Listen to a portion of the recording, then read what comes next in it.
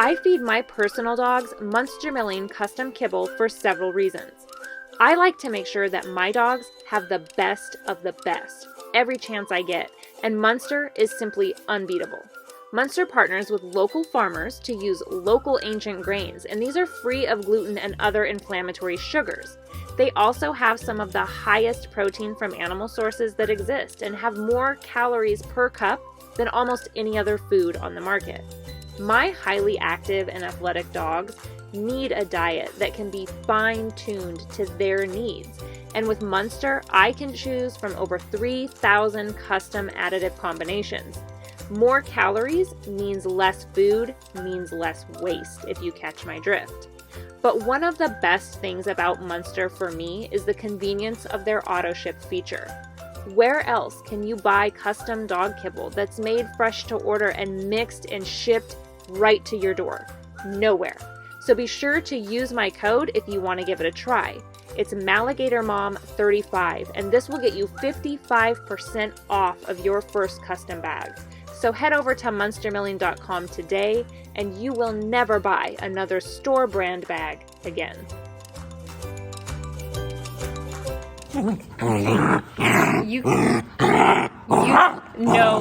No, you have to show your sweet side for YouTube. Otherwise, nobody's gonna want you. Come on now, let's cooperate. Okay. All right, so you tell me you don't want to be a part of the intro? You don't want to be part of the intro? Fine. Bye-bye.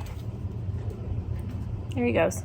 Hey guys, welcome back to the channel. It's me, MaligatorMom. I was here with Dash, who has now disappeared. We'll find him in a second. Today, we're just gonna go over the kennels. You guys have seen that in the last couple videos of mine, I've filmed out here in the garage. Here he comes. I filmed out here in the garage, and so you guys have seen my kennels. I've got a lot of people asking about them, the setup, what they are, how much they were, how hard are they to put together, where can I purchase them, all of that. So I'm gonna just make a quick video about that for you guys today. So if you're interested in my kennel setup here in my garage, then stay tuned. Today's video is for you.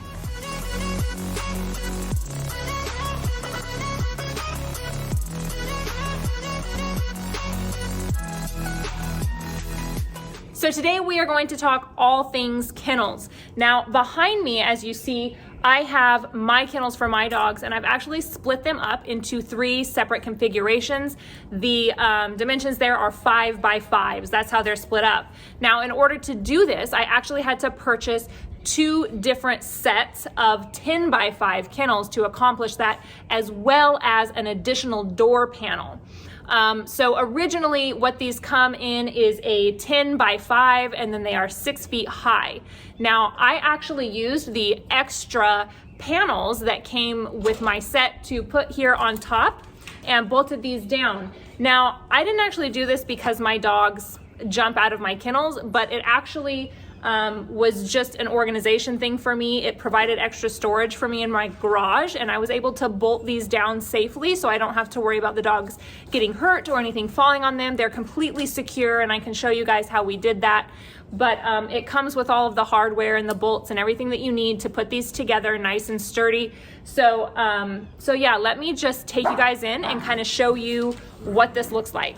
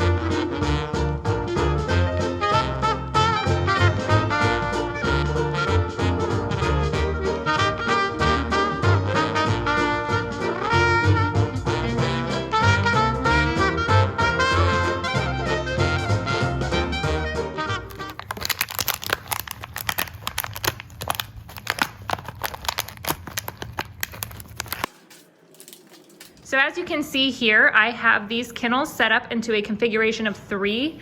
The brand of these kennels are called Retriever Kennels, and I purchased these at my local Tractor Supply store. The original configuration comes in a 10 by 5. And they are 6 feet high. So in order to get this 3 cube system here that I personally put together, you can't buy them like this. I had to buy 2 of the 10 by 5 kits. Those are $399 a piece.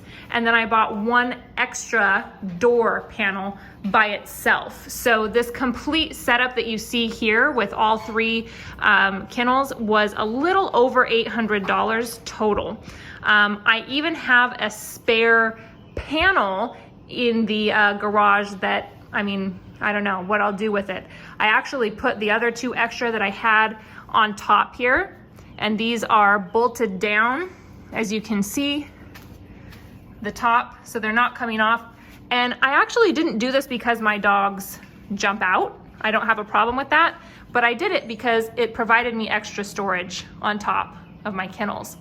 Unfortunately, they're so large that I couldn't actually fit a 3rd one here in the middle kennel, but that's okay. It doesn't matter. It works for me. It did provide me the extra storage I was looking for in the garage, and it solved a lot of problems. So for a little over $800, I was able to accomplish this setup. We're really, really happy with it. But I do just kind of want to show you the quick, mechanics of how these kennels work. So the latch system here for the door is nice and easy. They actually open in or out depending on how you want to open your kennel. Lots of times to push in on a dog is a lot easier if you have kind of a crazy, wily dog. And so they push in and out, which is a really nice option.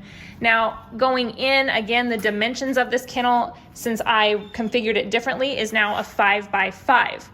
I will go ahead and just touch on these cots because this is another thing that people shout out all the time in my video. Where did you get those cots? So this is actually a Pet Gear. That's the brand, Pet Gear Cot. I purchased them on Amazon. They were a little expensive. The reason that I purchased them is because they actually fold up like a lawn chair, and I thought that that would be really great for storage.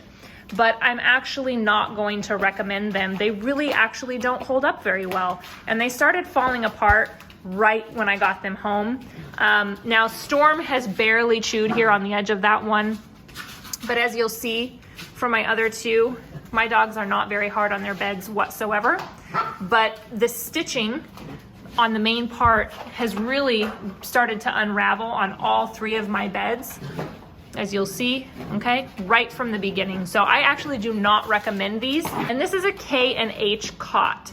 And this is very, very inexpensive, but it's very well made, and it is a lot nicer. The quality is a lot nicer. The stitching is a lot more heavy duty. And I've purchased these in the past, and so I actually have 4 of these beds. But we went ahead and used these out here just because we spent the money on them. We've already got them, so we're gonna use them at least until they fall apart. But again, I don't recommend them. I also found these great baskets for each of their kennels. And these are just very simple hooks on the back that I just hooked right onto my kennels. So not any involved installation is required. I literally just snapped these little baskets onto the kennels nice and high. The dogs do not bother them. I don't think there's anything they could really do to them. And they've been a great organizational tool for me to keep all of their collars, leashes, harnesses, specific toys to them, all organized and in one place. So these great baskets are actually available at Lowe's. I will put the price and the link down in the description of this video. So obviously at this price point, it is a bit of an investment. I did spend almost $1,000 for all of the kennel setup and all of the little extras with the baskets and everything that you see there. But I will say it was absolutely money well spent. This is an investment thing that I only have to buy one time in my lifetime. And this will last me for years and years and years. It's not something I'm gonna have to buy over and over again. So, the reason that I have these crates, a lot of people wonder, well, why do you have these crates and have crates in the house? And that's pretty simple. So my Gunner kennels, which is actually what I use for travel and what I use inside of the house for sleeping and at nighttime and just to be put away while they're inside the house, are pretty small. You know, they're not a 5x5. They're not roomy. I can't feed my dogs necessarily in that small kennel for them comfortably. Whereas if I put them out into the garage, that provides me the ability to feed them, and they are eating different foods. They're on separate supplements and those kinds of things. So I'm able to get their bowls all prepared, put them in their kennels, and then they can eat their individual food, and I don't have to worry about, you know, Riot getting into Storm's food or Fury getting into Riot's food or whatever. So that's one plus. Another is just, you know, if I'm going to leave the house for an extended period of time, and to me that qualifies as anything beyond 3 hours, then I would much rather have a little bit bigger space to put them in than to just put them in their crates in the house where it's pretty small. It's a pretty tight fit, to be honest. So this also helps get your dogs acclimated to any boarding situations.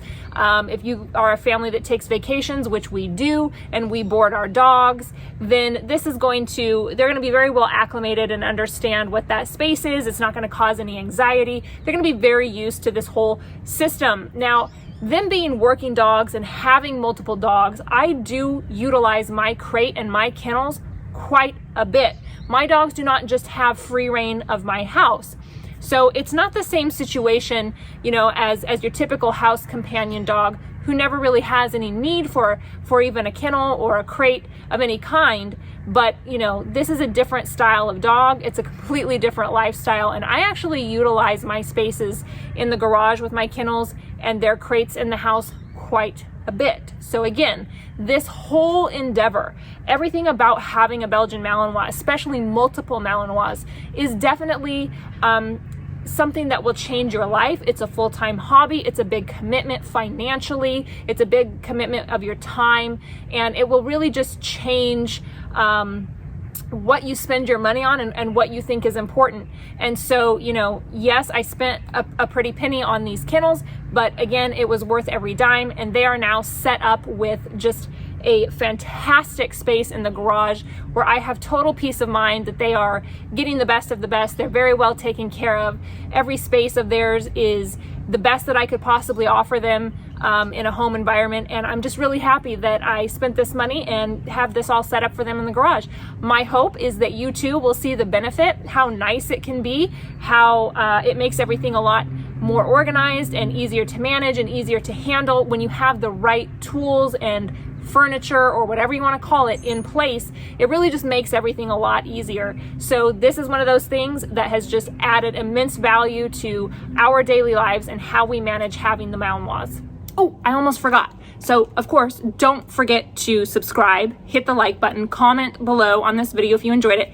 And also, my tank tops are available. So go check out my website, MaligatorMom.com. I have tank tops now that the warm weather is upon us, thank God. And, you know, I've still got hoodies and t-shirts and all kinds of things available, so go check it out.